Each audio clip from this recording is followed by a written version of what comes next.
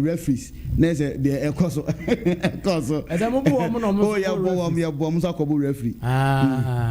but and say game na ye bon okay say you so many ways you did protest okay and say wo bibi na say adwuma bi akoso na won te ase a what you say ko na referee no tro krata for katakyiefm and I say football no mo nhwehwe wa asem ye dey emfama ho so what you say ball na mo je say offside no in other way obeka say offside but time na player na air ball no na has a folk player na offside omo argument omo ye ne say has player na dey kotoko player na dey tie dey epem ball no e ma no koto has player na dey man ball share okay but no kure woman say before say player no kure e be cross ball no dey abam kura ma kotoko player na head no na has a folk player na dey why offside da okay so it's not the matter of the epem ball no e ma ekoto e friends say has player na man here the ball say name time no all ball no ana referee no kwa offside the na has player na offside da eto amonti ase ana penalty no so na penalty omo no penalty dey won na ka player box mu a said dey see kan bi penalty the ball so won ti ase a we a player especially we a player so we a professional player also we discipline eni kwa say we utimi koto nsa just police ni kwa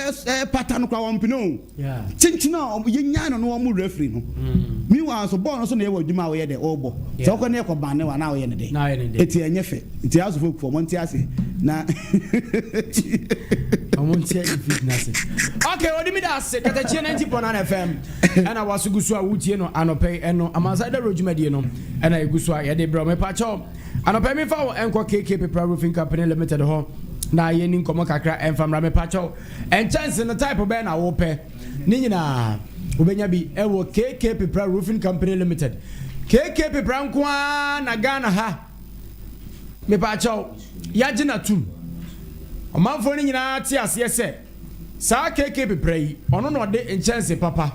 esom omanfo no it is what chance papa som omanfo no dia na ne eho na yenso so ye ko na yetumi akogye chance papa na yenso ye ho atumi ahenha yen na bibia so atumi akoso kama eno eye KK Paper Roofing Company Limited me ba tie na yesi your Aluzen roofing sheet your grade 4 grade 5 grade 6 solid power IBR roofing sheet and have IBR nails ni nyina ebi ewo hono ordinary nails 3 and 4 inches ni nyina ebi o head pan wheelbarrow KK Paper Roofing Company Limited ye di bia ba me pa cho en chance no emudie na wo pe ya na etwa ya de long span ni nyina ebi onum kama kala wo pe se fabra na yentumi entwa emfa emma wo nationwide o mai mu ba bia no I dey say KK Paper Roofing Company Limited. Yes, so your branches no ebi ewo ehono mo a yetimi ade so manfo na ma bibia atumi akoso kama pa ewo hono mo. Me patcho na bu akwa branch kese ba ako ewo ehono mo. Me patcho no ye bu akwa traffic light na se wo pe. Se wo firi ba bia ni ene kwan no so nyina na eba. Ubu Oduro bu akwa se twan traffic light na se wo pe ni fa so hono. KK Paper Roofing Company Limited ewo ehono mo. Sanso na eye wofri mankran so bechem ene hwidiem no mo ne ade go so kwan so nyina na ebado ya nkwanta mo so mo nyina mo ba mo bedura bu akwa na osipa a twakwan mu na bra Shell filling station ne fa hono no traffic light na se ope ni fa so ho KK Paper Roofing Company Limited your ho free number here 0243 255 309 0243 255 309 eno KK Paper odi yan konkrata ni mutantama na afi yanko ebe yese ayese ese oroba ya na ejetua no to okay ene yenye na yenye se ni yanko yan konkrata ni hyehyehye ni yanko mra why daily graphic na ehye ase ne ya to aso na krata ni na opem so club ya sate kotoko hini fonyi da na president John Dramani Mahama na ese ni nyina ye DJ awards na no Saturday na course e Ghana in fact na efe pa no ene ho ne man ma ese abrante ana se be ma ye fe no Asadiba ono ene nya chese overall award no na eko edema na asante hene ana edi tuja se obesere se yemwa ema mainstream media na enguro na enkoso na nye kese na President Mahama na je simpie na okasa na ose se ohwe say press freedom no no ankasa mu ankasa oye century a GJ no sa oye good standing member e wo Ghana Journalism Association ni mo so behwe ama press freedom no akoso pa ma chese aye kese pa e wo no we e nsema the Daily Graphic e na the Ghana publisher ana ye de to so ano ni nyina ne se owura John Bodu one knows why enter race no for China chairmanship position MPP. Say John Bodu so abeka ho. They say this what the 5 points our no person they revive MPP party no whatever betu janti unya krata na obetimi akenkan ebi ona President Mahama so na nifo da na ode tuja se na edin kan bo amane ode to omodim say ewom se press freedom no e wo ho de na nso o so moye omo report ye ethical.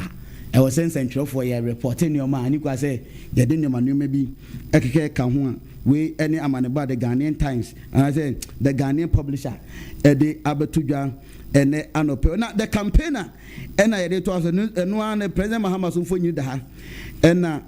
or they told a Galamse, a Huns and some or they say Galamse who battle on a Ghana soup. A Ghana come up, I just say Ghana soon day or crack. I just ordered just a Ghana in our fighting. Now Galamse Huns and some ye Nino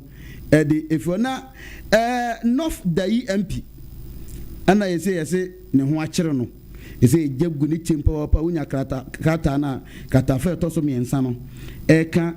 a home. Asem na private sector so na say for say was say aban no emomani ekọ private sector no na afi omu ema edukwa say ye competition na any ade nemo say partnership say the be ma private sector no ho dwumadi no etimi akona say no krata na say gbo amane say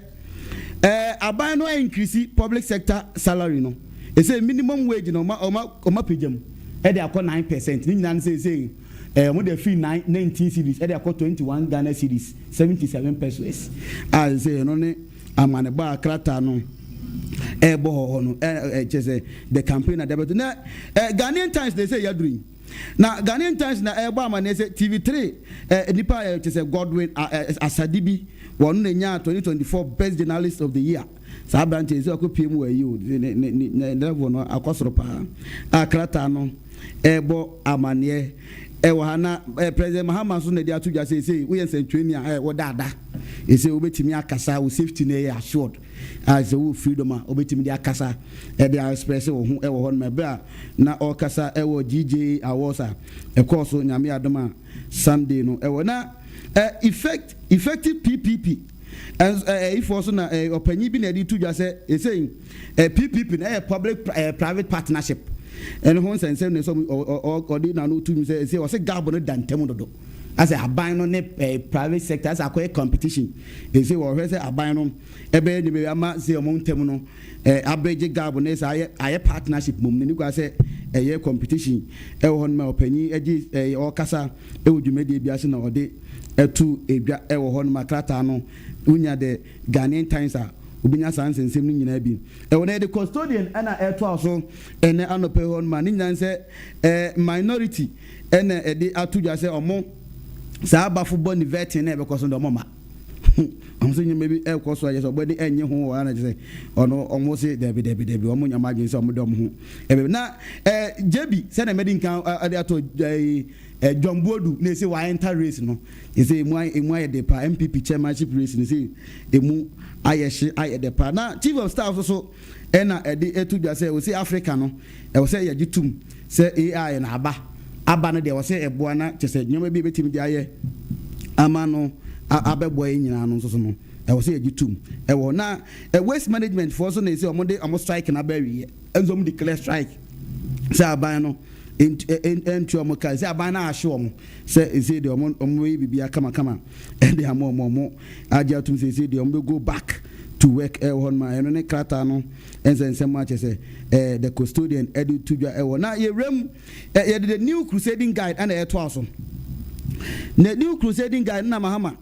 Ebama, they say, I will never give up the fight against Galamsey. There's a Galamsey to Quanade. There's a why not say Obecopa, also won't give you up that. We know about the crusading guide, Ebo Ene, Anopena, Otum for Krobia Santa Kotoko Hinzo Dani say were expressing anger at fence Galamse Hunsen. In fact, all Casana Utumsena Ikakra womb, Alpha Galamse Hunsen, Bra, na GG Awas no,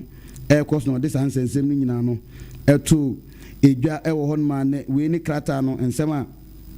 All small-scale miners in Ghana don't have licenses to mine. NDC MPB na de to just say no small-scale for na ya jomo licenses e free omonsem. Eso obi ani to me say obi nti obi a wotu ayibia na onye mine na ankasa no ye small-scale kwa dia owia na etu nti ono ye part of Galamsey for no bi a say NDC MPB and this answer nsem no atu edwa won ma say the new crusading guide bo ehon amane the new publisher and to also parliament and say nyame adom ene omo she vete na se den bafo boni chief justice I say yaboni din say ono say ne famu na se bia ye kama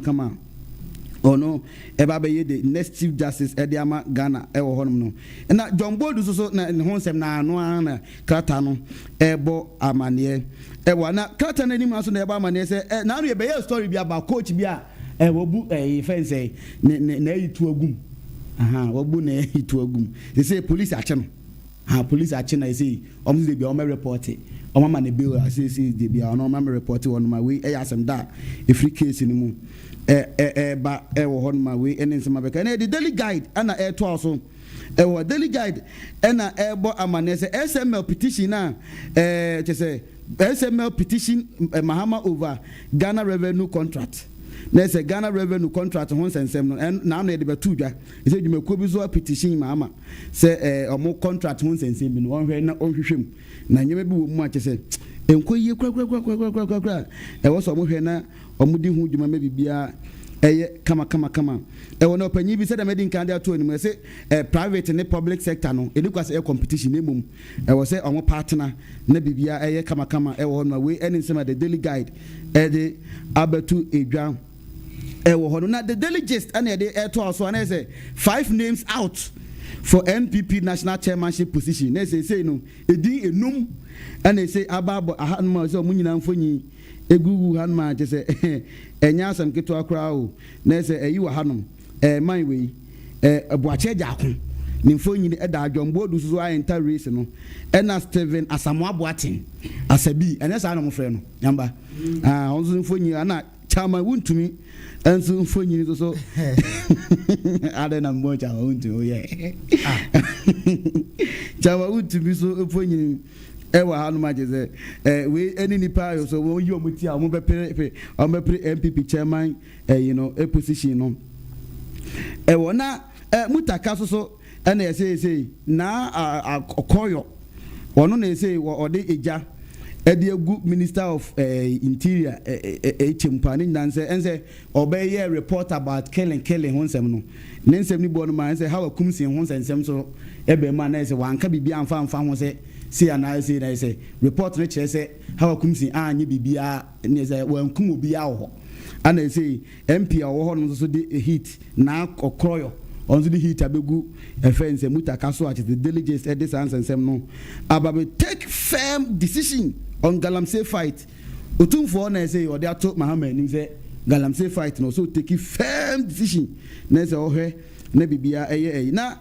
OSP so ne Mustafa Hamid de omonto kware de da be ne betwa as we toba na we atoba na we atoba we say we say enye no kre so OSP de nsa ato ne kra ne nyoma so na bi de OSP kwenti mi fa ne nsa ento ne nyoma so kra mpo da e wo hono ma we ene krata no nsem be na helicopter crash no nsem so ene say report no aye ready omode ma no na delegate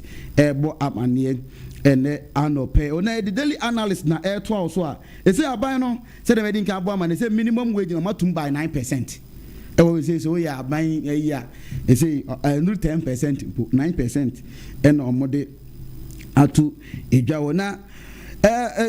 President Mahama ene dey atu just say Galamsey fight won suro obia nyobia to no dey na bread and say ono so ye politician no so ye wa hinu so ye financier we ye hwan kra na Galamsey ni ho a na say ono to etwi papa e wo ho no ma say we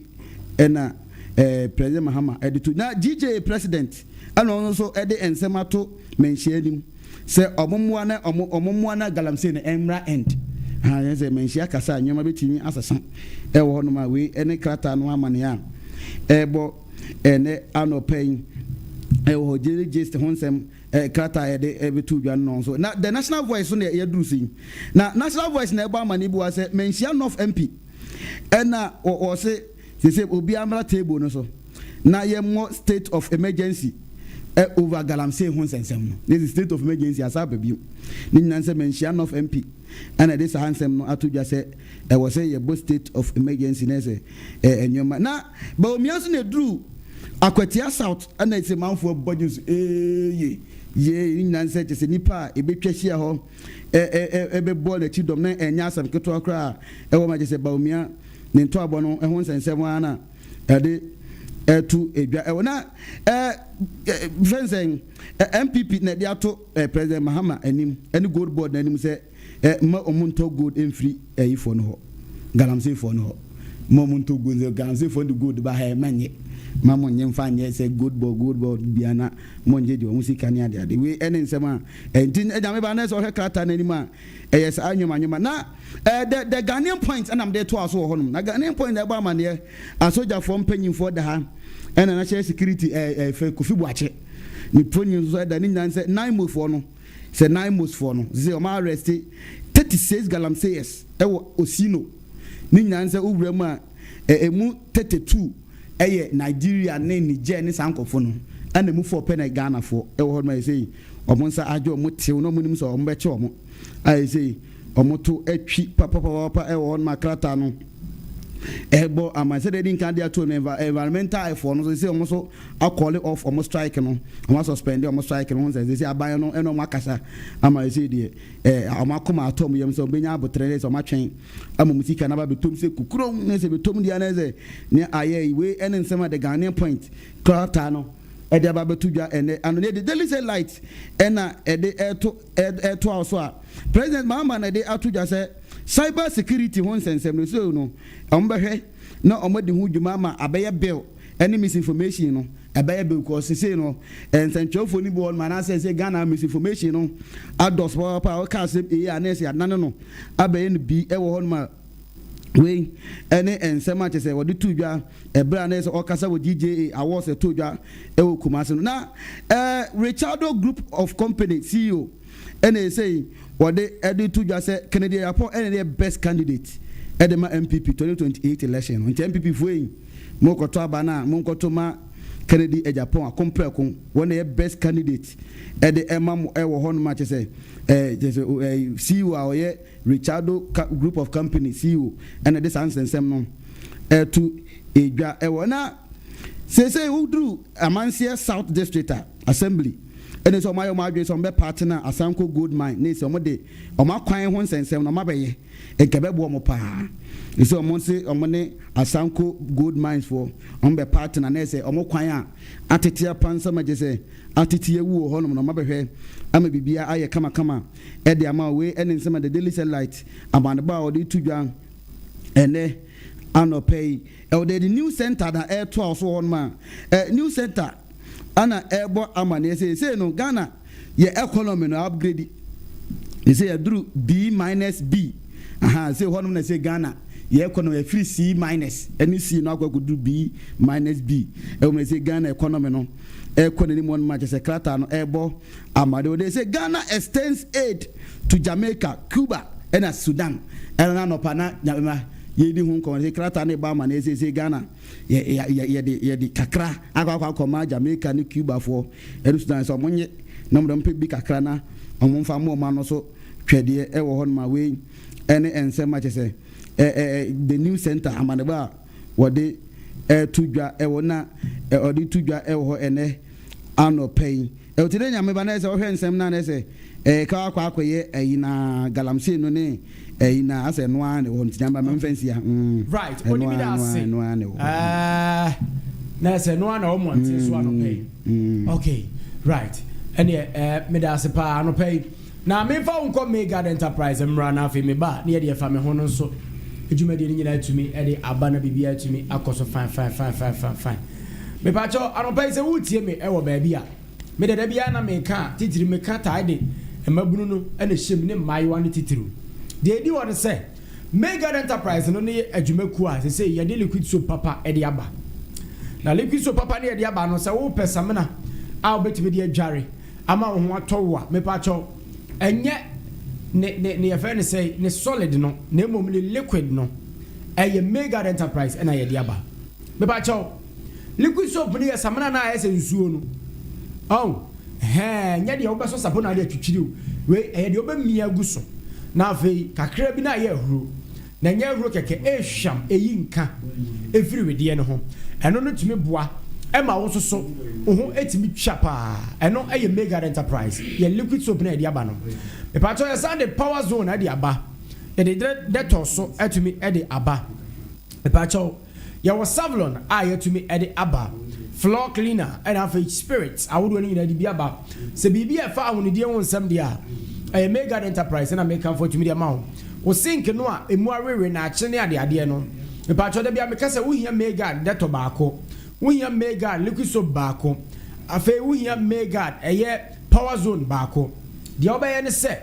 me pa cho wo be se nsuo bucket half no wa mia liquid soap kakra gum wa mia power zone kakra gum afi wa hwie deto kakra gum no anum afra bubofagu sink ne your friend say wo WC no ene adie na niema bia no a eso awe na ache tiles ne nyina bobofagu so man be si madu fansuo ebegu so ebe ohoro kama ebe ifi ni nyina afri ho shops ahodo ene shop owners ni nyina pacho magi bi na mo nkoton na mo ton na no na mbanya mfaso no so atumi aboa mo eno ye Megad enterprise mayo ne maburu no amotifie se adwuma ni won ye sra mo ya bi ya pono mo magi bi na mo nkoton why munya mo mfaso bebrebe na mo ntumi mo entumi mo akasa nso mabrabo from Megad enterprise e was 0241 51 23 and 62 0241 51 23 and 62 0241 5123 62 eno eye Megad enterprise and make am for so etumi e the amount anopai na afi bibia so etumi aye fine ewo ehonomo na odi big nyame yanya na yemfa me money tell ensamo ensam de tewa dewa ensam de bebrebe it is every room straight na say enkwade na say yankwa straight all right ebraso say there from home ebro na no pay wo Amansan Dawuro Katakyie 90.1 of your favorite segment on the show me wodi matna say me champion mo gas ye be je ne sha say kin e ben eteche bibia e be ye enkoso e de amoye ho na Nyameba ye be wuram e wo menhia no akosi de koso na den e na si ho no ye de ho nsem no e be na SH student bi ne ho aka adua mu na owie no no asa aba abonten e de nsem ana akora no o de kasa e wo na galamse hu nsensem ya na imofo yi koduru ba bi o mo ne galamse fo ni bi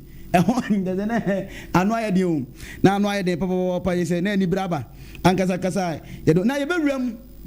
awa mankraso SHS mankraso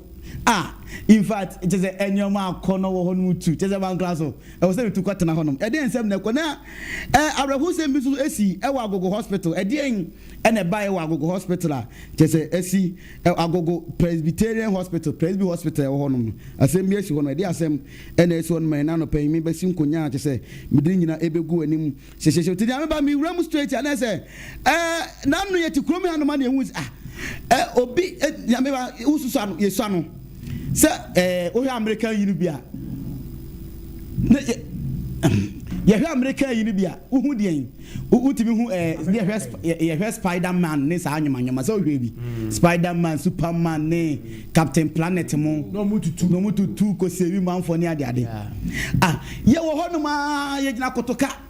ye mo won say akwa bi address se Superman ye pie ho nsam na akwa yi free years Superman abagana and then Superman they say ka do to fa wi mo na dey Superman dey full plane ahead dey ega Superman dey ka fa plane wo dey ka tu na kwa ginipa o tu ye Oduro Accra no say tu ye riri to Kumasi sometime ni nyina ne say o ye Brazilian lawyer I want to dress say Superman no the nam and o say what rich culture asante ewo it is a braso say ye dia kwasi da na wo say onu Superman o too free Brazil na say oya Brazil no ba Ghana no be sene amamani amane no esiti na owura mu no in fact na nya asem keto akwa amafo Superman emonya akonya ona na yere ene ba ya Superman we dey want to where they want to the Superman we dey want to it is a video no betini atoso amati for ahefo nya ti Katakyie live I'm going to say, this is my car from the Superman I can feel free Brazil. We're telling the Superman, and who I was when you're too Brazil. Now, if you do Ghana, man, now, I'm all by knowing so many women for us and to them eyes. As I'm not here to grab us. You see, Superman is nothing. Oduro tall guy sa no see a friend Valentine party Leonardo na oye urani ni oye lawyer ni pa na dwuma osan yi biom se oboaboa we obi amugro ni mu pa oye adoye kese pa no ba ya oni ne yire ni hukafo ena wo hei afi oni ne wo fa nimpon Onimba akwa no gina ho no so ne wo fani pompa ni nua ba na ne ben no fa no so ebroni oye adwuma o contractor o mo si airport ne egetia market no afi owura owusu ansa on de no na wo he onu ena de Superman eba Ghana mem na ze Superman ababiduru Ghana han ma se owura Kumasi a eno onya akonya kwachia opem so in fact sa video onya akonya krasa akasai wo honoma we ene nsem a efiri Superman ho nsensem no abeka yensa na Nyameba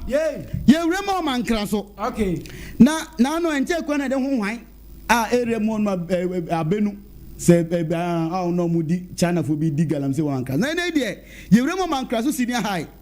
na enche kwa na science and math quiz na say 2 + 1 - 2 is equal to 3 4 5 6 I was say 30 no twa they say it's correct na yabo ensem sha na omo ti bo mo de akodum ekopiem wo semi final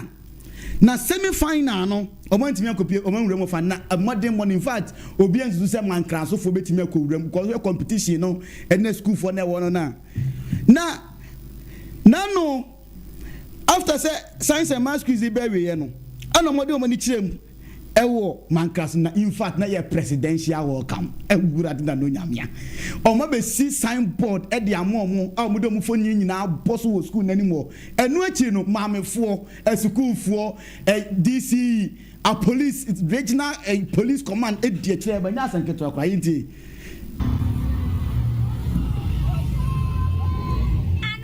amode nkwala na ba mankras kuru na nya sanketo akwa oh na get about to so na manya bia he na bia kan ya fu ani nya fei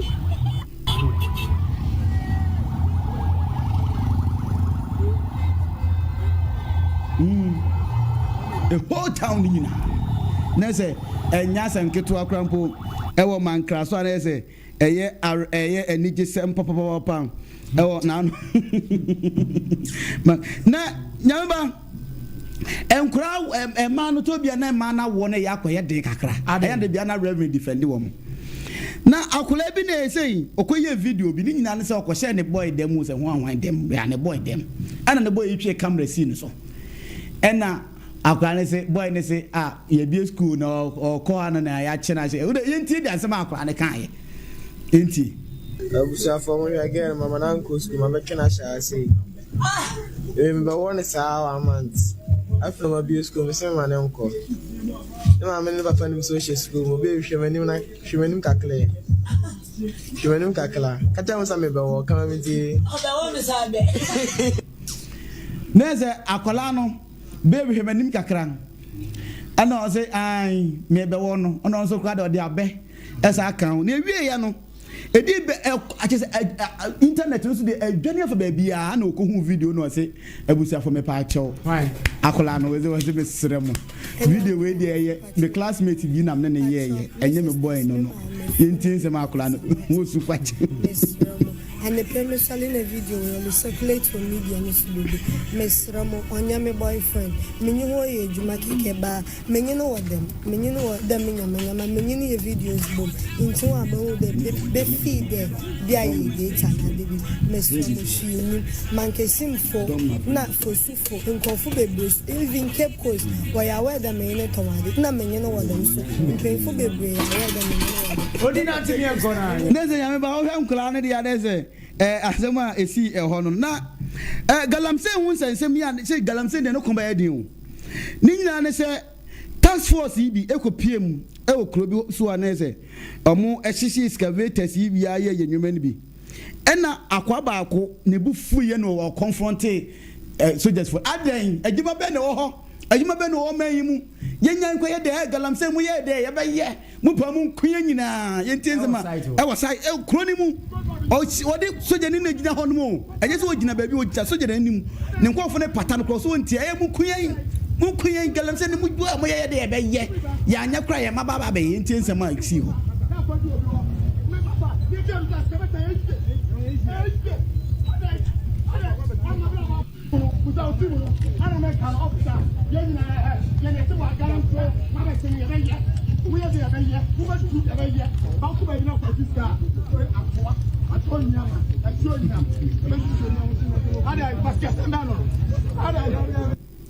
What can you know soon? Say I should excavator.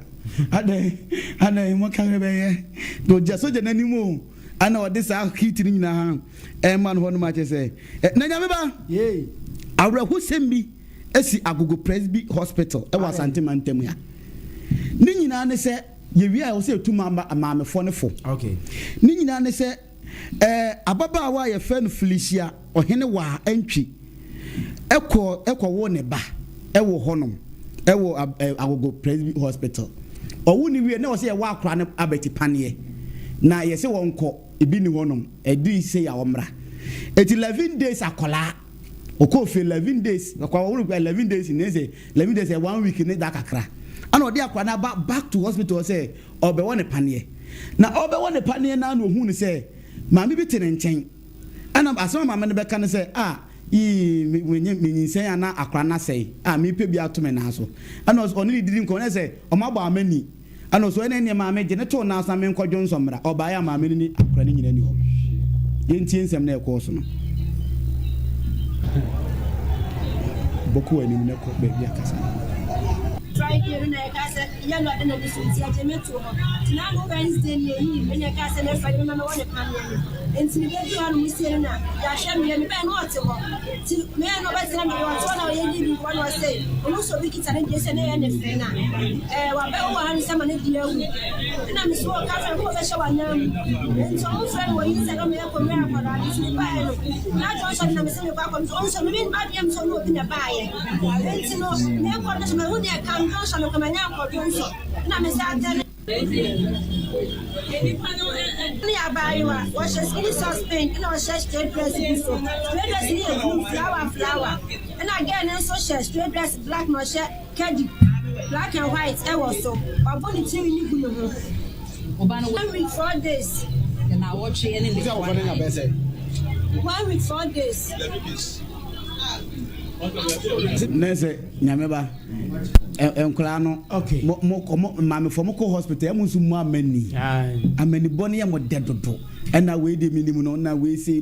ni ade no eno na akofa sansibiti akwa oso awo won she dan nyini kura osa eno akwa woni bade akwa che a esi wo hwe akola no esi till now Saturday na sad case we see till now ye hu akola ne maame ne biem e wo ma we e ya awereko sema hu ni biem e ko so e wo Agogo Hospital hu ni biem odi hu ni biem ti yanko tinese de e fam ho e bo abo anu na no pay no e na de nti we awereko sem we na ye de ejira so na ye de asi e wa nti e mi wodi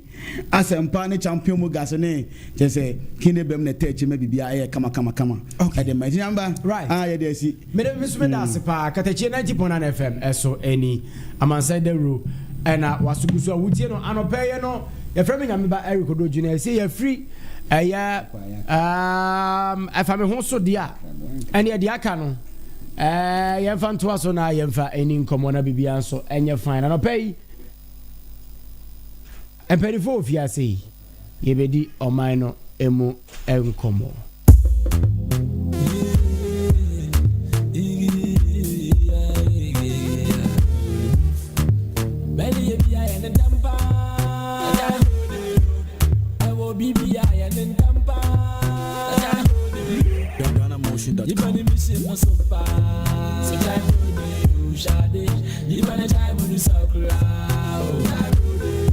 Get up and do something good for yourselves. Let me you a brother. Say ye and you be a brother. Get up and do something good for yourselves. The time and time wait for no man. You be a brother. Share it begin to know ourselves. It will be humble ourselves. This is the People's Show, Amansan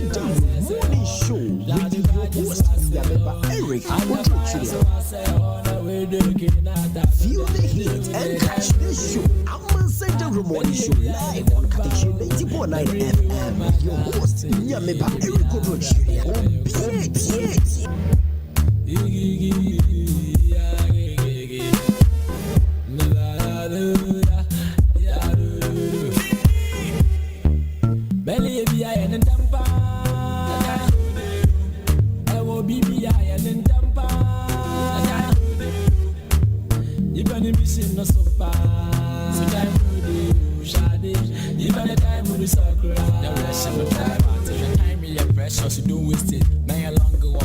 Go places, you get cases, go face it. My mind talkative, share a pen will track fuck with heaven, call record. Now my ball for 47, one support. Now put one on your mixing the Jesus, untonable no master, no still on you be down. Live your life at it, chase your dreams. Leave a mark, make you no just exist. Action, wake up, now or never. Don't die as a waste man, no yawa. Until Rabbi, voice what does so man, yes I check. Trust no does a man reply this. This be the time go free do more things in the cemetery of full of fun for few dreams. For the meantime, yeah, Cobronya Ninti, yeah, Katakyie 90.9 FM. They don't come in also Abba. They say, you ma would one in Amoti and Kanketwani Akasibia. Obeti me ede we get on there ba me abon de rupa na say ya bia punu no munti 30% discount ya de mamu nyina enti juma bia mo ye bia no we provision shops saloons banks and herbal clinics pharmacies stores bia Mumrana money and so intimate made you man be uncle so come pan for mamo. Inti season the no money I want it's our season and your season. And a payment chair a pharmacy for a Wafari Community Hospital nyina. Na fe mencha doctors so ho nyina ya cheche mu nyina no pay. Yanchia eye canteen for no so nyina. Mama do. Na fe sister Lydia, na fe sister Benis. Omo akeka ho nyina cheche mu nyina no pay.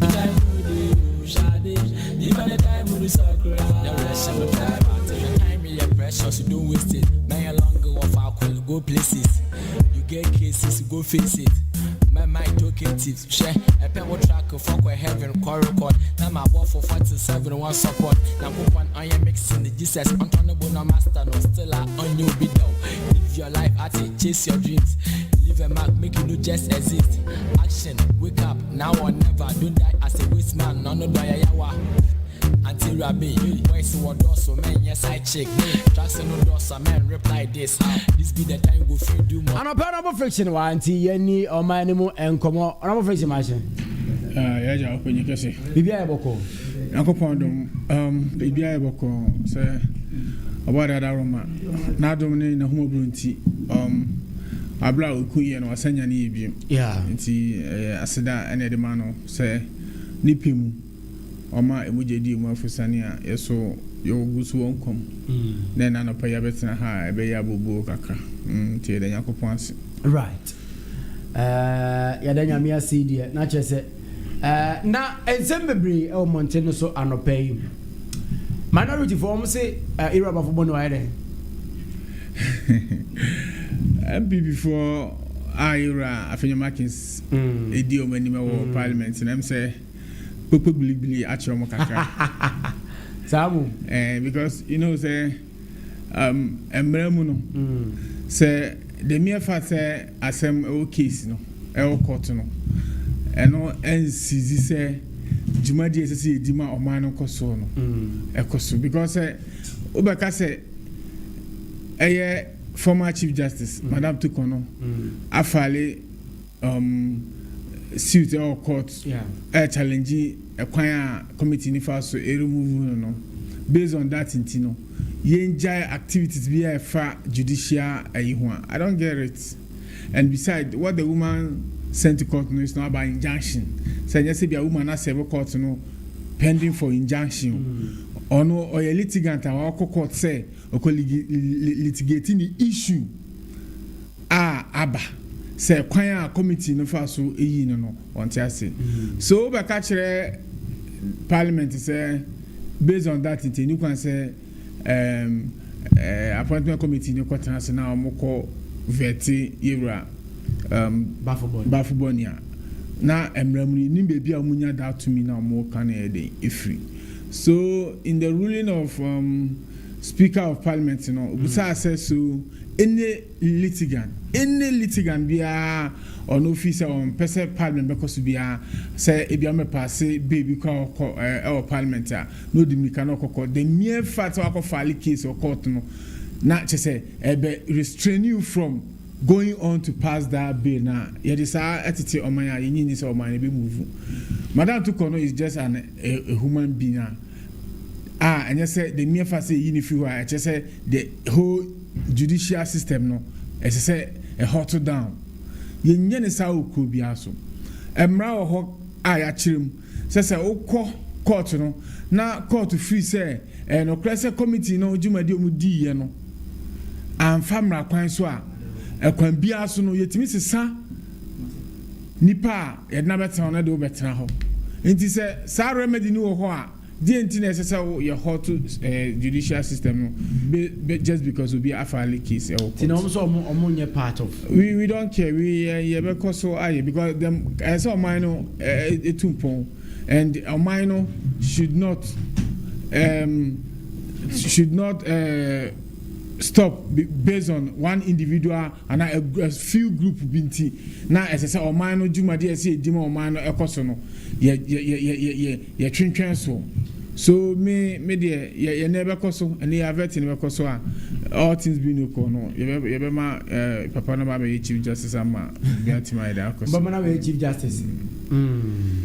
I see Katakyie 90.9 FM as Honorable Friction a communication director for the NDC e won Abeja South ahase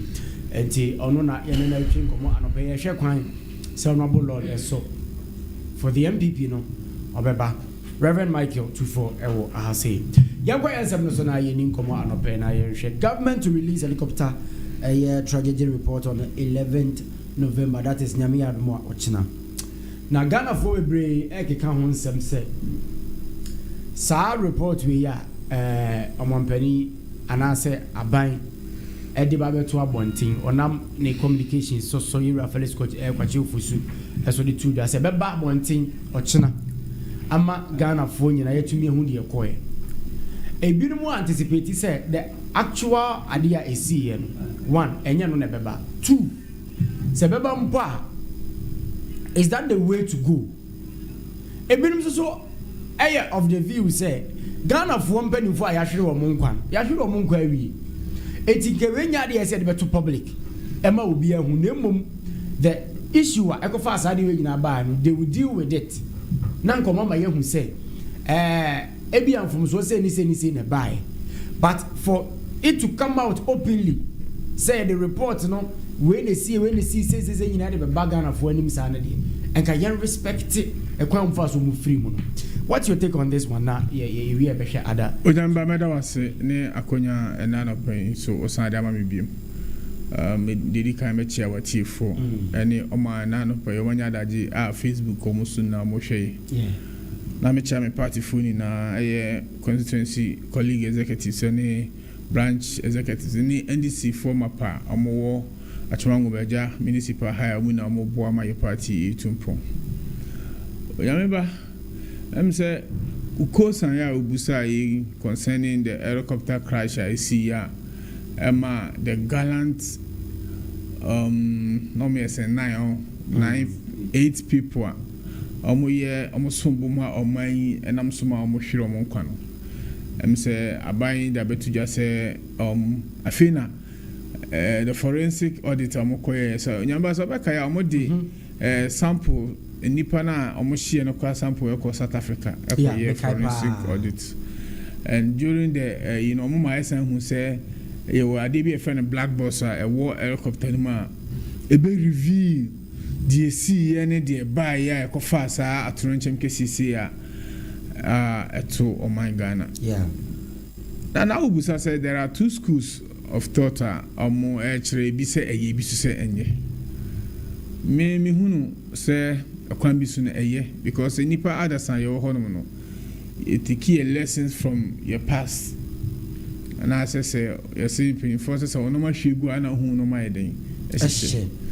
no guidance behind the amaya ebema the policies are ebe formulate concerning your helicopters and say military helicopters are one ebe boa ma say ye formal policy bia ebe guide ama yetimi formulate policy ebe boa oman no ene timamfuna nti ugu side by on say the only bad side that me tea ya say me huni say sign be kai ya obium because I'm say breach ya bo o man kakra astangu so ade cha de say na yewre fi kakra but enne anai free or china idiko say this report be say be tell abontin bi ma be say ama ya say aka idi si ebium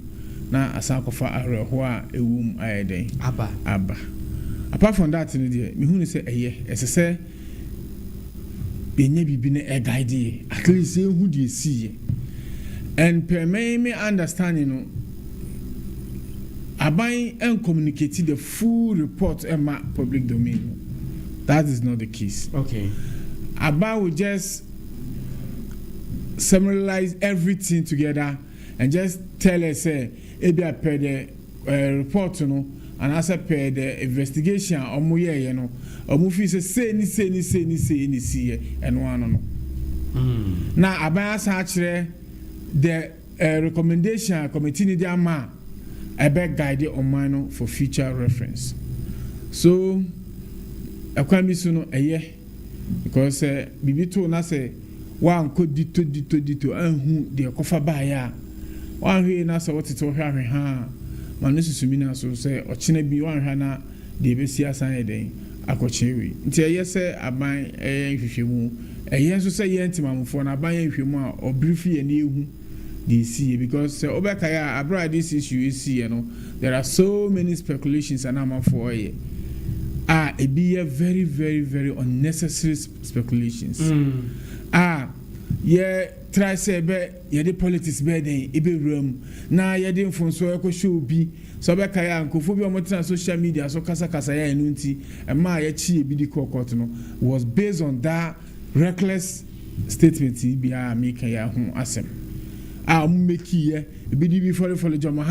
e bi say we na ye so for bi say me hu kan you we see na I think say when this report comes out it will settle the dust obiabehu the actual coincidence and also the actual occurrence e baya ekofa sa oyini kesisi ebebo oman Ghana nti I fully support the decision of the government say omofa report no nye de emrabonti na at least if for nothing at all enyi ntintan bia na wo nkofo bi trim emfru bi etena yina ya sum yetimu nya fine ehu esi. Do you think say reports na ye dey ba out nko no is enough?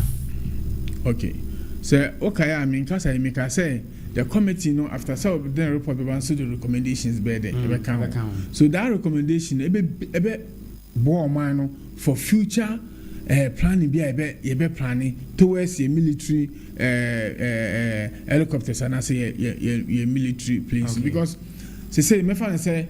koba say recommendation about report no ebe say ebia the plane was 40 and I said it wasn't used for purpose. At least a big idea said the next time you could be a man so to plane.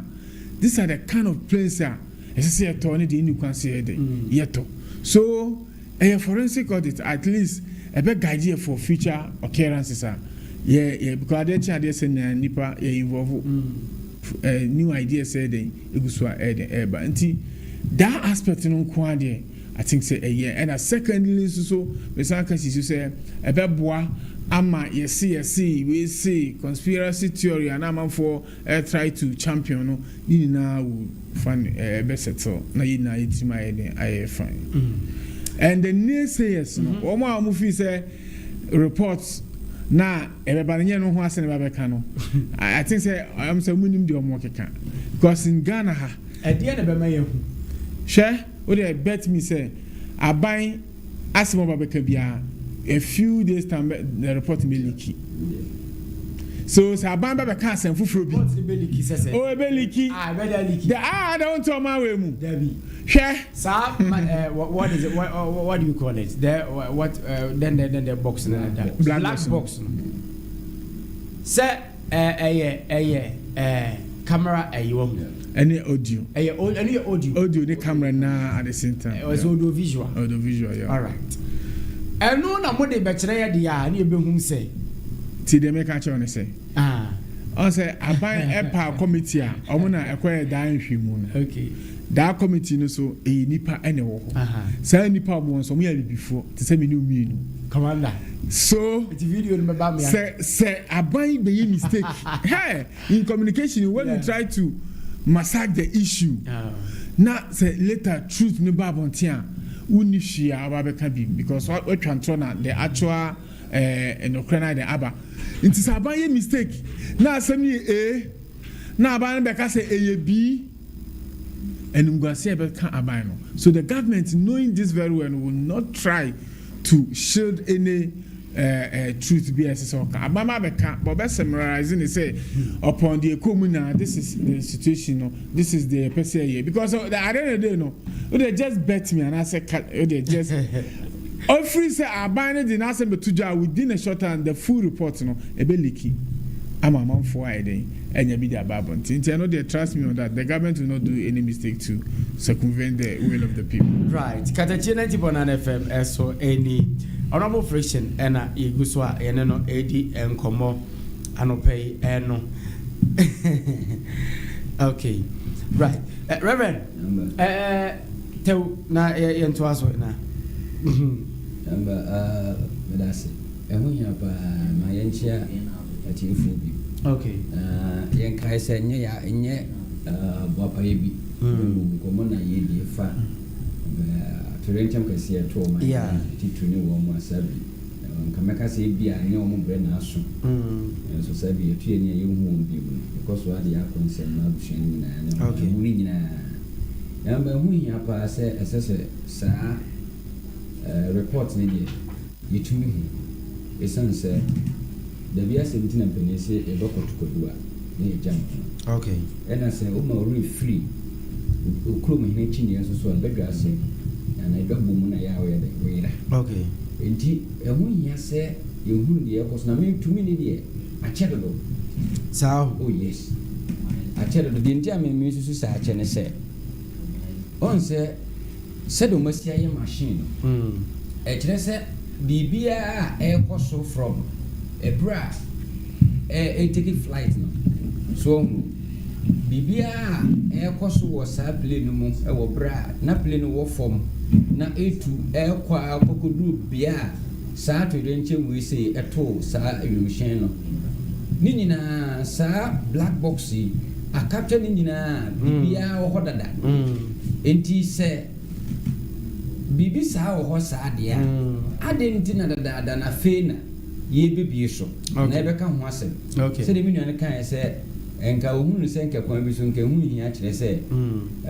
ebeka aka ye yawo enti garden enka bia na otwe ye be ye yi ni mu kura no ana se enka e ba kopo mo kura be no mu ana enka se saa period no mu ana enka eden ababo ntem pepe na enka ye sie ne saa amuni nyina apreko na kofa sabi afri ne se ebeka aka binom ene nyama enka ye de tete saa mi mu de ehese ba na emu mache ka me hu se sa bring ese abada da ma ye hunu so na yen ka so hu se amanya sem no ya na ensem bebiri wum ensem bebiri wum na se mi na se kai no se papa ye mistake na oyen funso bi ekoba se wo massage na se wo yi ne ma bi afrim na wo ye adachi ne to be hyepa samson be hyepa papa because asa no de omo pe no mo de mai nipa no nso no mo ye amanu remfisa se nipa ne koye sa report na se sa hwehwemu no enti se wan hwie na wanye ne sede omo de bre no city a wo mo de bae na nkasa ebetimi akoye na omo betimi de ababo nten ama afoforo hu sebi opanyina wodi anim no sede oni trimubo ene sede osie de city na no de se ko ba ne sa de ani ensema e be ka fa papa no ho de enya papa kura tenu mumpa de ensese o try so be yin funso ho kura de mu dom de be ba no on for me to the straight no be entumi hu de ye was nipa bebre na ni abre titru no ye opposition party no o mani abre pa mo hwesa de no e na o mamu ya hwesa de na ya obakaya me nkaya busan fonso ya ye man panni dada Evans Atamos also so efrim koe no wotumi se na o mamu nyina da so yes na de ku no dem fa de ku ne mra besi na ama besi na se mai indi se we akoba na se na wo se wo de ba de ya we de e atoro enche just as na no gonna ko fo keke you what must say if family no were also demanding I don't know me mesere se o ma de da no enda en fast bi ene pepe yemre nyina na dachi eno so ansan konya ne other issues bi papa with a sharp quick one rebuttal right just a quick rebuttal I just na minua mebra penyini also ka se ohu de ntia report no a cherisa naka onu nususu mu naka office nka at least nka ye be ye na say ye ni naka aba na ye di abobo na eden everyone them Nyameba ade ba kwa mebra penyini face to put in account and say the black box na ye kan sometimes almost say BBC na say o person who reviewed normal black box na this is the manufacturers of the helicopter no so we to nsa from one sometimes we timba okrom e ma ho say yes so this how sound the black box ko mo honom na omo na what the equipment to reveal into the coin the minim beba report okay to reveal what transpired and Nyameba unim ade ba quest yeah how black box ever since said this plane ba o ma we mu no I record no ma was so sa kopim sa to nchem we here dey esi so any automatic say call ya now be in the amount now ko yi na dey na dey amount so it will take a long period of time to unveil what transpired in the plane so for us for that side ne dey we think say your mom the benefit of the doubt and the government was not deliberate to delay the issue. Yanka say nyane sa na keka wasem twem ntama yepe. But I think say the right process mu na omu follow ya e ma de na a delay kakranti. Am say no ko eno na me wo e ka from bi. Okay. Right. Any report no ochene ba any be hu de wom. Enti ento ankosi Monday no. Ye okay ba behwe. Na ya hwe de no so e ho nsem esi etie. Yeah, better to come to channel. So, but before that, no, you have happy birthday. So, go confirm ma Kwabena Mensa Abrampa. Nana Kwabena Mensa Abrampa. And ne, the birthday. Obeni Yamishra, why? And ne, Nana Kwabena Mensa Abrampa birthday. Yes, celebrating. Why, NPP delegates. Penifua Kesefua Bakwa, Omokasa Wumpa Bako, and constituency Wemo. And no. Eti yare show happy birthday Nyamishra pa no ma wonyini nche ma wontena se nche yie no ani so ade hunu nyina etumi emre mu na bibia enye fine we free team ni nyina titiri ɛyɛ Senior Mugabe ɛna afei nso so ɛyɛ Kofi Nti Wilberforce enti yɛn nyinaa yɛ kan bom na afei awɛhyɛ happy birthday na Kwabena Mensah Abrampa nyame nhyira pa Kofi Nti Wilberforce ɛna afei Mugabe Senior Mugabe ɛne team ni nyinaa yɛ ma happy birthday sonko nyame nhyira pa na bibia entimi enye fine ya na ma yate wonka na agya de ekode de eba nyina so yeso yatimi ehu na bibia timi fa bia party ni wono ma ehu ai na tu say na me celebrate you na bibia entimi nko so kama right oramo friction yentu aso na fe yenhwe anopei omampani John Dramani Mahama asembo esu ya asemba akwa enkofo ka ho sempa se press freedom some trofo ye fa ahodie in fact enya de obetoto na se kra obehjem kenna no mamu aye dene na afesi ebebo some troni ho ban some troni enkoka nsem bi enfa bibi nkotudwa na afi echena timamufuo bi anase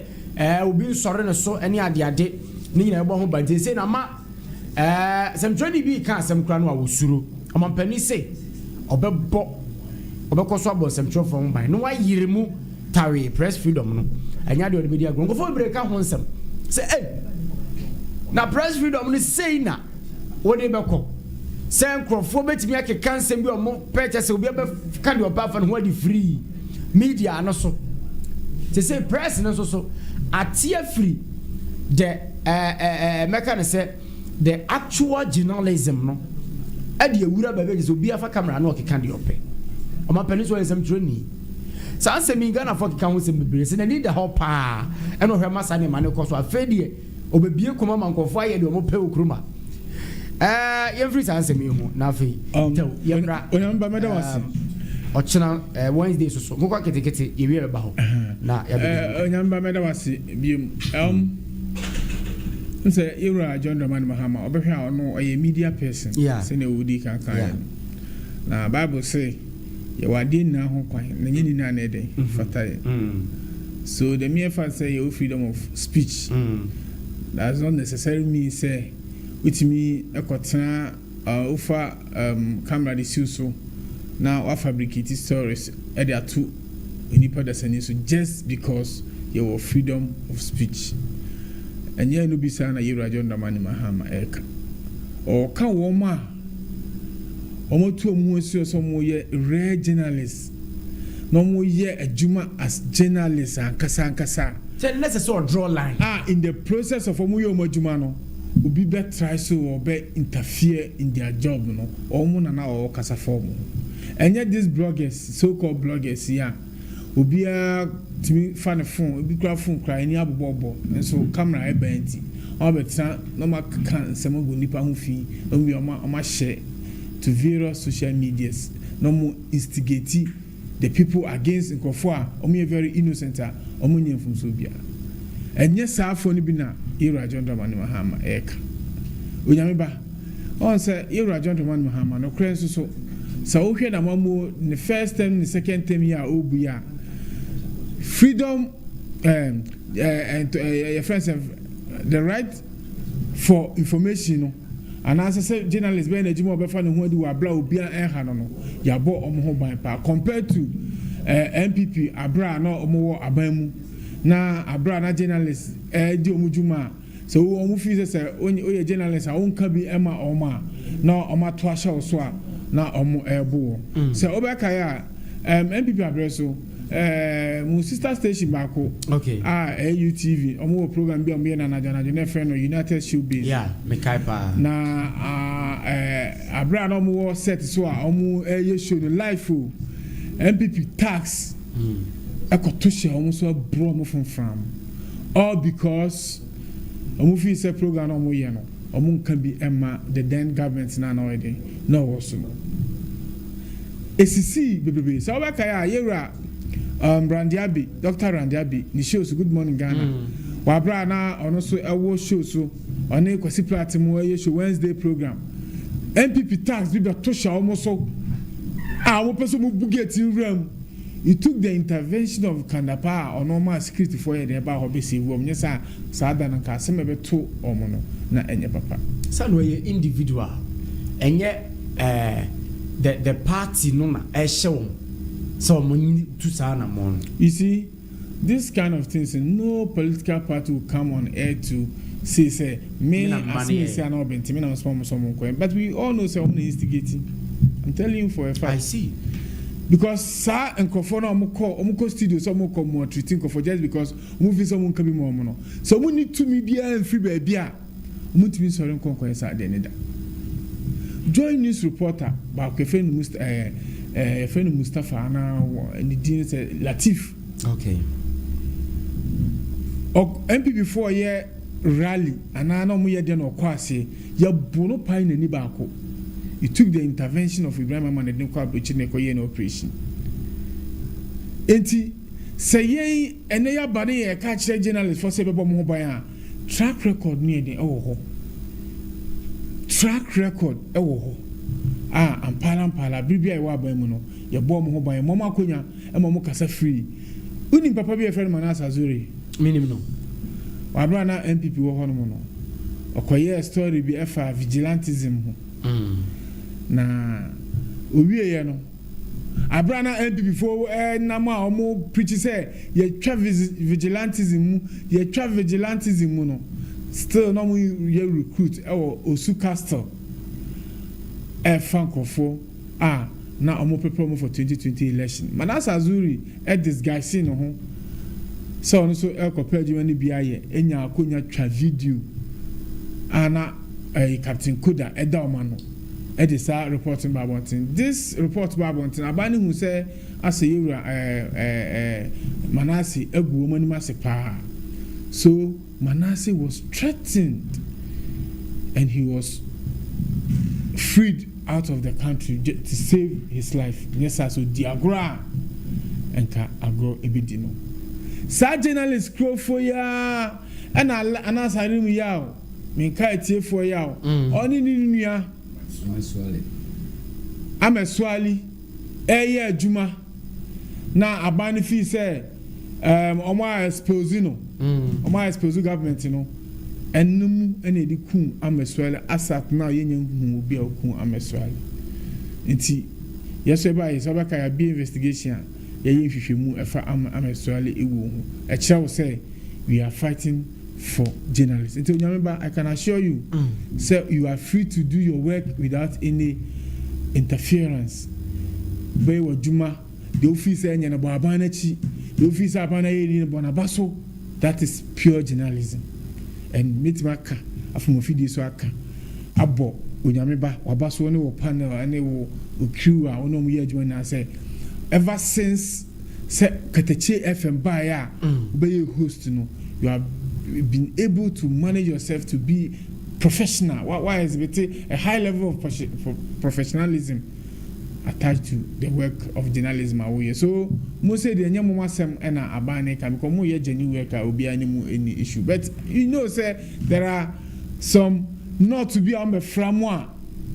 na omo ase adeni na omo asem na ye kan say nyomu mu bi say na jama ma ebe bo mo ho ban no mo amobe de freedom na ye dama journalist for no ebe hye mo nsem na mo castigate etwa ntrato nkofo so pure lie ato nkofo so abra asem u friend say onfa evidence na onima asem no hwe na enye saafo bi na emna be protect wa be sa no ye do be court na the defamation of character akobo ebo a fine bi ese de ma obi a no na yaje e de ama nipa na obede obese no nti oyamba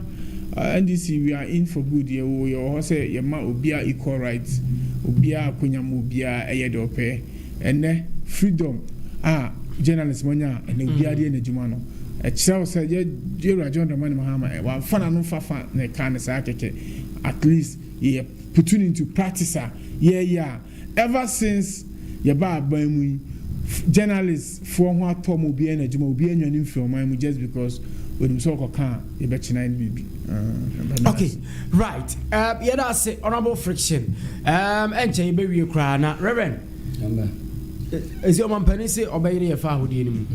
Number for yet to me. Meda say who here, Meta can of years to say journalism. There were other institution be war mining more. Sani pay was an institution in the moon. And Sassan Commodore Eru Raman Semu. Na journalism and as a journalist, one of those people and I may come home more seven. I didn't hear. So she Juma pa science and trough for ye. Maybe a more a Juma esopa. A Juma esopa because say on my morning in a bit me who the Ekoswa bang among your semua and I says our bang chrono or Tiakonya Sunumua. Through them, Omane the mouthpiece. Mine ankasa. In this half for we do a moko for among your semnoa. And more a Juma warrior no, a yana, a hoya dang, a goofy, a hoba sem. It think a dam a cousin can say, it is our man penny to say. Safo no babo or babon hobaya, a deep bambo pa. A deep bambo, cause ye can't warm my wama or mine and chichi or man punto man and can't cause or musically part bar. In fact, a major part no play. Indeed. Papa no susu sa me menene ye den eya adwen because eye pa na nyambe de ha me kakra ne se bebre na anya sa kwanya we anya sa opportunity kesi we say instead say ode be ya de a deep buntu anane ma papa be o man no de bi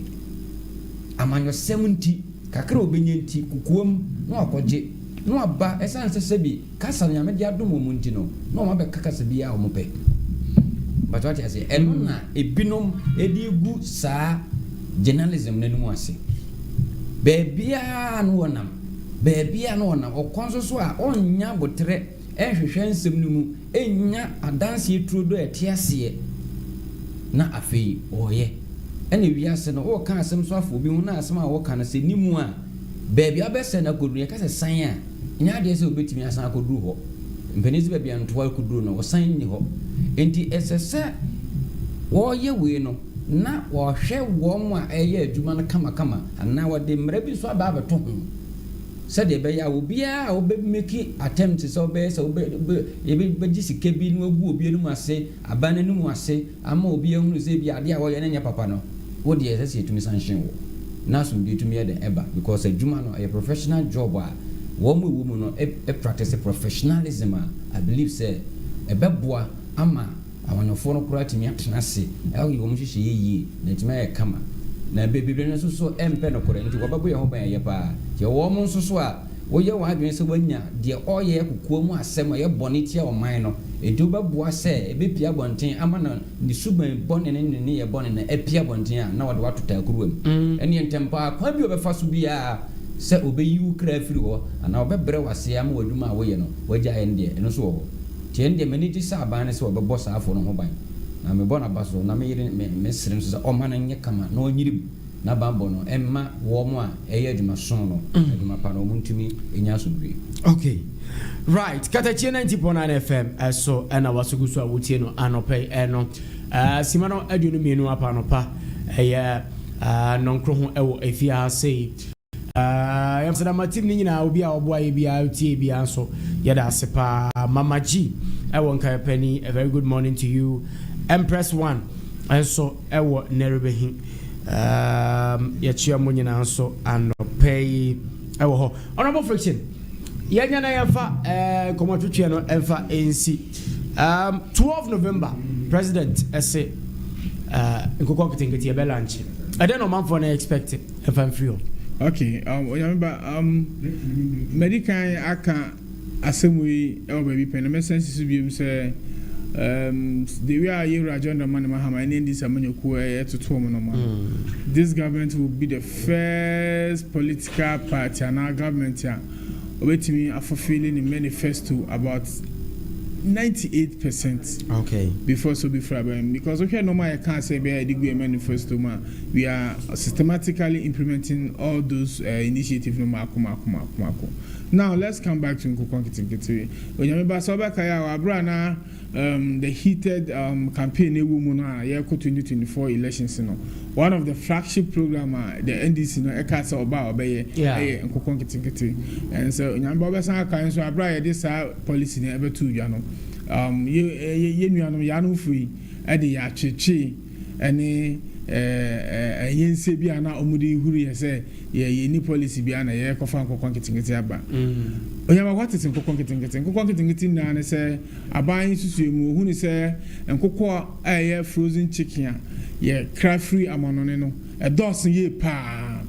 enti no ye de ye pese ye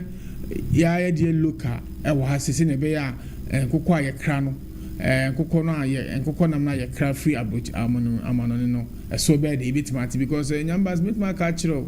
say those frozen chickens and frozen meat here it will health implications be yeah among person be kan ehun asem but say ya yet me yen kokko ha na ye we ya dia eno no ebe ma nutrition as ebe ma ya hoden than they are craft free among on the urban so aban say or the policy we friend konketenkete na this time so this policy na buy anya ne politics ya fa ama politics ya de ma extension officer agri officers no into we ko agri officer ho no akwa register wudin e wo ho no o register wudin a na why then wa apply say also pay nkokon kitintin bi into agri officer no beba wo fie okay na wa be hwe say wo ebu a into say nkokon ne ba for starters you ma obia 50 bears. Okay. Na ya sama feeding aiden aka ho. Na nkokọ no ayede ma omo no so no me nkokọ 3 weeks per no ma so we. 3 weeks inti say 3 weeks no ma dey. Ama so say e be we on. 3 weeks. 3 weeks. Adai. Say omo ye nkokọ a. Omunyi ni tentem. 3 weeks. Na omo so say e be we inti say nkokọ a nkokọ ayede ebe man yewura be ba ehun say nkokọ ne ba afoma Sanko na bronya bre omaso we ama yetima eden ariom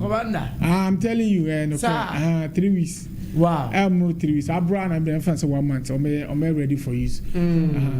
enti no wow ebeba so ye be lunch no each person bia o register for agri officers no bia no be say eba ubenya for 50 by 50 no agri officer no beba ofia be hu sampa wo buo let ma containing koko 50 no na ye dey money as some feeding here dey account ho nti am say koko no so a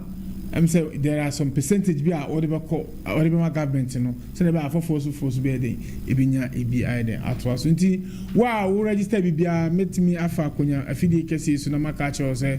ko ubuo no nya ready animanim ya akobo ubuo no eden esiwo na ebro nya nkokọ bewe no bewe ya de afi ya efi ye nkonkoto nkokọ and say ye nkoto frozen chicken bia Nyameba I just want to use this media platform to say MP before that no more church here say nkokọ nkekeka mu de ye ehuro na ayensi na no more sere ye no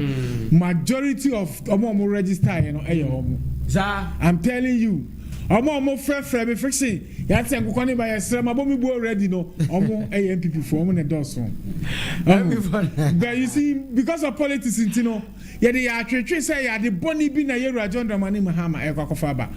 e de na Yewura John o say na godo party say de nkokọ ma be ma ni ayen ba onu nse se bitafrache onu Islam ni tinichi no se ho ne kamu a say nkokọ nketenkete na de be ma mo a na nka wa anka ne boni ke e be ma o Yewura yan ka ne nkokọ nketenkete ka ne nkokọ ma nketenkete na ye de ya twetwe na ehuro na nkokọ nketenkete na nkokọ nketenkete na o huru ye brand name met back at your point blank say and no crack coming in any election. I'm telling you honestly because yep a good initiative omo Germany almost that is how omo here omo poultry omo frozen chicken for young Africans so yeah na omo here nkokọ met di ship no so almost 3 months and na aba na chemicals omo wo nkokọ no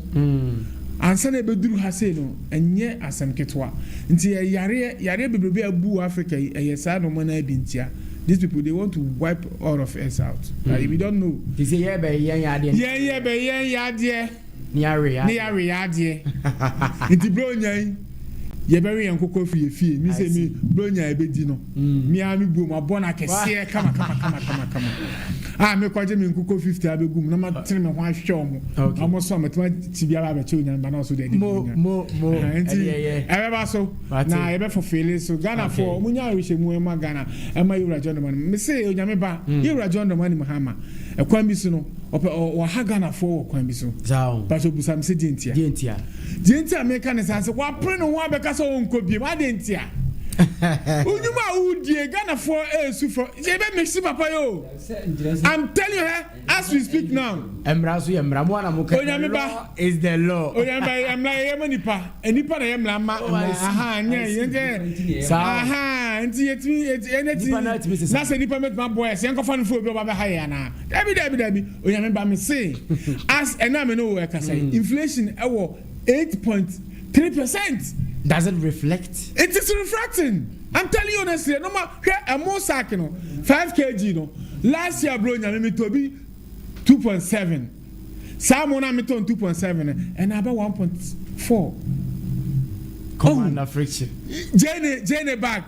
Last year, bro, Saben Sabre near ton 35 million, and then 18 and 17. It's a normal perform. But don't you also think, say, and no buy no boost and can that also be any NDC 8 years and no buy na 8 good years of the NPP administration nyame hu mo bra mo mo so manu buy muso na no buy no ya de da kro na dua na de da kro na 8 years 8 million this period me say 8 months no so me de do je ma je ne be buso 8 months onyameba si me kire say 8 months so yetimi do je ne enti na so wo say anya dua na buso na inflation ya managing ye ama normal boat ma ko form. Make sure said that also can be a factor. Say ade na ebu a efo. Ena me ade ebu a efo. Na nyafo. Na we ebu. Na ade na ebu a improper. Ebu. Me say that can also be a factor. Ebu yenti the who cannot does not arose in. Can that be a factor? Ebu ye. Because ebu a ukojoma won so be to ye say be on form. But when they still like akemi say na efo. Emui. Commander, I'm telling you, me ojom to me ojom asem. Right. Aha, and now koto entos 10 cedi. This o chemi ensa. Sa. Ai, em maybe atwam na yin entos beti me enu 10 cedi. Ojom. Enti, ye rajo no man mahama. E say recently with decision no. Na ya dia Ghana for bebe no nya adwen. Okay. Including me no umi obi na yanko. Ne kra me de me kasa kwewe no. Me chairman of all chairman, the Ganganto chairman. Therefore, me fa konya nsu na me nka say yewura chama Abu Sadik emame eda empom we free be last 2 months mo honom okay about the nkwa ache na boni bi anto on the 15th year na ye ko ayi okay e wo duyam nkwanta ye so free kunsu na wo ko honom 15th okay enti wo free kunsu a nso obe drive be 10 minutes na wadu sa duyam nkwanta enye duyam nkwanta duyam o se wo mankraso kwan so yeah enti yes etie for ni ajam for 15th that is a day Saturday and the ebe ya some mama yenkoja ewura chama na ya aboya no ba se ewura John Dramani Mahama ebeba aye ni bi and attitude for bibia omo and this we baba aye ni bi chairman Abu Sadik ai mami e asend ya ni mama nti mesre se obi bia mon force na muntumi mra meja ye na yenkoye ewura ye mami aye okay that's okay right Reverend your point your code yeah pa anti ile make nyina say dey atwen wo mo se beba okay but so frozen chicken no akoko funu asem mo akoko funu dey na brother you come akoko funu ye kira akoko we na have fridge mu okay di wunya se wo kunu no awie nam bie ni ha e desne sa okay yes se emra right bebe boy nyamba me chia chief wa je breti nyina okay ma chia me ma me kiase wa sharo okay na fi me mo kania ro chichire okay